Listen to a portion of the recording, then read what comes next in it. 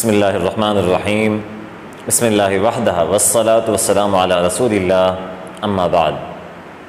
محترم سامعین و ناظرین، بہت سارے ایسے مسلمان ہیں جو بیماریوں کے اندر مبتلا ہیں، اور ایسی بیماریاں ہیں کہ عرصہ دراز سے وہ ان بیماریوں کا علاج کروا رہے ہیں، لیکن ان کی بیماریاں ٹھیک نہیں ہو رہی،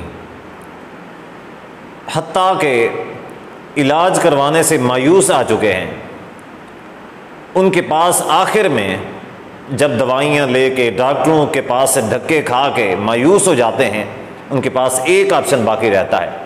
وہ آپشن یہ رہتا ہے کہ کسی پیر کے پاس چلے جائیں، کسی دربار کے اوپر چلے جائیں، کسی کے پاس چلے جائیں، ایسا کوئی دم درود، کوئی تعویذ وغیرہ، کوئی ایسا منتر ٹونا وغیرہ کروا لیں کہ جس سے شاید کہ ان کو شفا مل جائے۔ پریشان ہوتے ہیں۔ آج میں آپ کو ایسا دم بتانے لگا ہوں کہ آپ خود، اتنا آسان ہے کہ آپ خود پڑھ کے اپنے مریض کو ٹھیک کر سکتے ہیں، اور 100% گارنٹی کے ساتھ ہے کہ انشاءاللہ یقینی شفا ملے گی۔ اللہ کے نبی صلی اللہ علیہ وآلہ وسلم نے خصوصی طور کے اوپر یہ دم بتایا ہے۔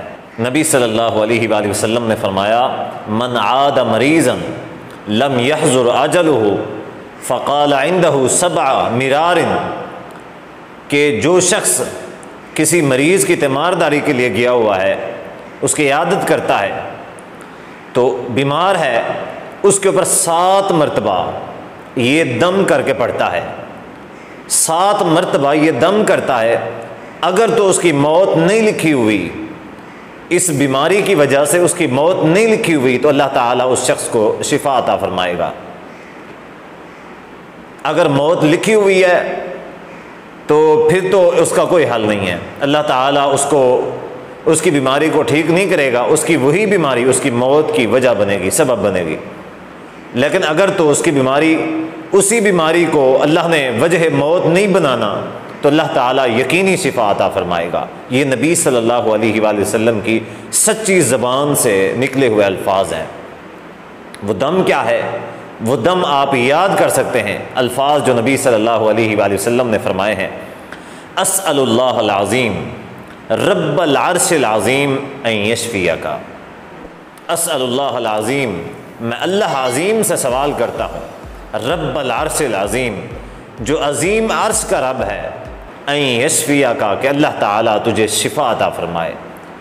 مریض کے اوپر 7 مرتبہ یہ دم پڑھ کے پھونکتا ہے، اللہ تعالیٰ یقیناً اس مریض کو شفا عطا فرمائے گا۔